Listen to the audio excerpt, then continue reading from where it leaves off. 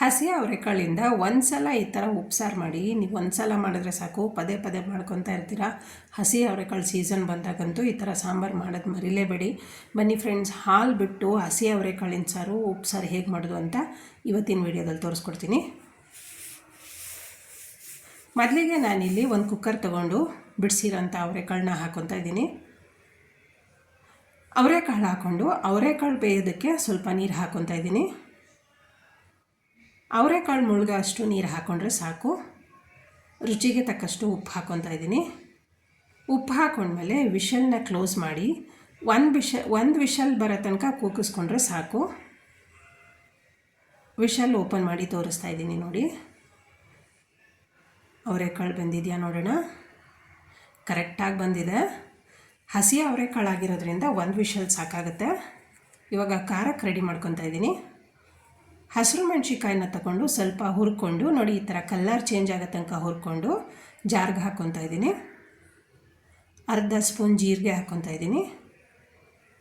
ಒಂದು ಬೆಳ್ಳುಳ್ಳಿ, ರುಚಿಗೆ ತಕ್ಕಷ್ಟು ಉಪ್ಪು ಹಾಕ್ಕೊತಾ ಇದ್ದೀನಿ. ನಾನು ಇದಕ್ಕೆ ಹುಣಸೆ ಹಣ್ಣು ಹಾಕಿ ರುಬ್ಕೊತಾ ಇಲ್ಲ ಖಾರನ, ಯಾಕಂದರೆ ನಾವು ಹಾಲು ಬಿಟ್ಟು ಉಪ್ಸಾರು ಮಾಡೋದ್ರಿಂದ ಹುಣಸೆ ಹಣ್ಣು ಹಾಕಿದ್ರೆ ಸಾಂಬಾರು ಒಡೆದೋಗುತ್ತೆ. ಸ್ವಲ್ಪ ಒಣಮೆಣಸು ಹಾಕ್ಕೊಂಡು ನೀರು ಹಾಕ್ಕೊಂಡು ರುಬ್ಕೊತಾ ಇದ್ದೀನಿ. ನೋಡಿ, ನುಣ್ಣಗೆ ರುಬ್ಬಿದ್ದಾಗಿದೆ. ಖಾರ ರೆಡಿ ಆಯಿತು. ಇವಾಗ ನಾನು ಈ ಖಾರನ ಒಂದು ಬಾಕ್ಸ್ನಲ್ಲಿ ಎತ್ತಿಟ್ಕೊತೀನಿ, ಯಾಕಂದರೆ ಈ ಥರ ಸಾಂಬಾರು ಮಾಡುವಾಗ ಇದೇ ಖಾರ ಯೂಸ್ ಮಾಡ್ಕೊಬೋದು. ಬೇಗ ಆಗಿಬಿಡುತ್ತೆ. ಬರೀ ಕಾಳು ಬೇಯಿಸ್ಕೊಂಡ್ರೆ ಸಾಕು, ಖಾರ ಇರುತ್ತಲ್ವ, ಆ ಖಾರದಿಂದ ಬೇಗ ದಿಢೀರಂತ ಸಾಂಬಾರು ಮಾಡ್ಕೊಂಬಿಡ್ಬೋದು. ನೋಡಿ, ಇವಾಗ ಸ್ವಲ್ಪ ಖಾರನ ಎತ್ತಿಟ್ಬಿಟ್ಟು ಫ್ರಿಜ್ಜಲ್ಲಿ ಇಟ್ಕೊತೀನಿ. ಈಗ ಜಾರಲ್ಲಿ ನಾನು ಏನು ತೋರಿಸ್ತಾ ಇದ್ದೀನಿ ಅಷ್ಟು ಖಾರನ ಮಾತ್ರ ಇವತ್ತಿನ ಸಾಂಬಾರಿಗೆ ಯೂಸ್ ಮಾಡ್ಕೊತಾ ಇದ್ದೀನಿ. ಈಗ ಅದೇ ಜಾರ್ಗೆ ಬೆಂದಿರೋ ಅಂಥ ಅವರೆಕಾಳನ್ನು ಹಾಕ್ಕೊತಾ ಇದ್ದೀನಿ.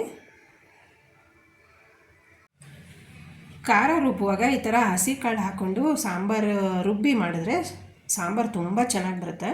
ನೋಡಿ, ಕಾಳು ರುಬ್ಬಿದ್ದಾಗಿದೆ.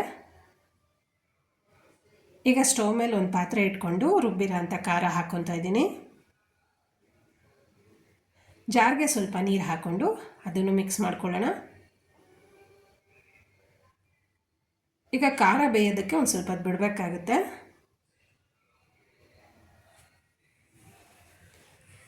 ಖಾರಕ್ಕೆ ಸ್ವಲ್ಪ ರುಚಿಗೆ ತಕ್ಕಷ್ಟು ಉಪ್ಪು ಹಾಕ್ಕೊಳ್ಳೋಣ. ನಾವು ಆಲ್ರೆಡಿ ಕಾಳಿಗೂ ಸ್ವಲ್ಪ ಉಪ್ಪು ಹಾಕಿರ್ತೀವಿ.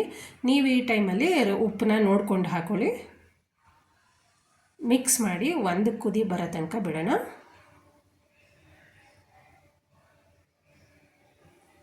ಕುದಿ ಬರ್ತಾ ಇದೆ. ಇವಾಗ ಸ್ವಲ್ಪ ಹಸಿ ಹಾಲನ್ನ ಹಾಕ್ಕೊತಾ ಇದ್ದೀನಿ. ಒಂದು ಲೋಟದಷ್ಟು ಹಸಿ ಹಾಲನ್ನ ಹಾಕ್ಕೊತಾ ಇದ್ದೀನಿ. ಗಟ್ಟಿಗಿರೋ ಹಾಲು ಹಾಕ್ಕೊಂಡ್ರೆ ಸಾಂಬಾರಂತೂ ತುಂಬ ಚೆನ್ನಾಗಿ ಬರುತ್ತೆ.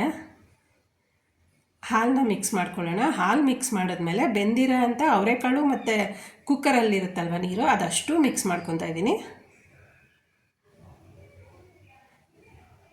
ಅವರೆಕಾಳು ಮತ್ತು ಅವರೆಕಾಳು ಬೆಂದಿರೋ ರಸ ಹಾಕಿದ್ಮೇಲೆ ಒಂದು ಸಲ ನೀಟಾಗಿ ಮಿಕ್ಸ್ ಮಾಡಿ ಒಂದು ಸಲ ರುಚಿ ನೋಡಿ, ಯಾಕಂದರೆ ಉಪ್ಪು ಕರೆಕ್ಟಾಗಿದೆಯಾ ಅಂತ ಮೊದಲೇ ನೋಡ್ಕೊಂಬಿಡಿ.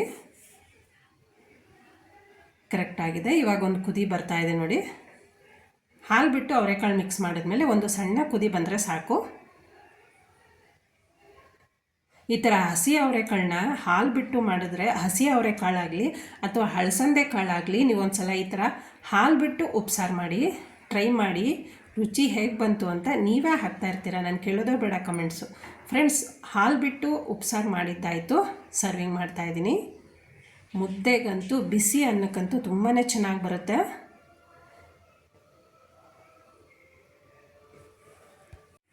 ಫ್ರೆಂಡ್ಸ್, ಹಾಲು ಬಿಟ್ಟು ಮಾಡಿರೋ ಅವರೆಕಾಳಿನ ಉಪ್ಸಾರು ನಿಮ್ಗೆ ಇಷ್ಟ ಆಗಿದರೆ ಪ್ಲೀಸ್ ಲೈಕ್ ಮಾಡಿ, ಶೇರ್ ಮಾಡಿ, ಸಬ್ಸ್ಕ್ರೈಬ್ ಮಾಡಿ. ಹಾಗೆ ಹೊಸದಾಗಿ ನನ್ನ ಚಾನಲ್ಗೆ ಜಾಯ್ನ್ ಆಗಿದರೆ ಪ್ಲೀಸ್ ಸಬ್ಸ್ಕ್ರೈಬ್ ಮಾಡಿ, ಹಾಗೆ ಕಮೆಂಟ್ಸ್ ಹಾಕಿ. Thank you.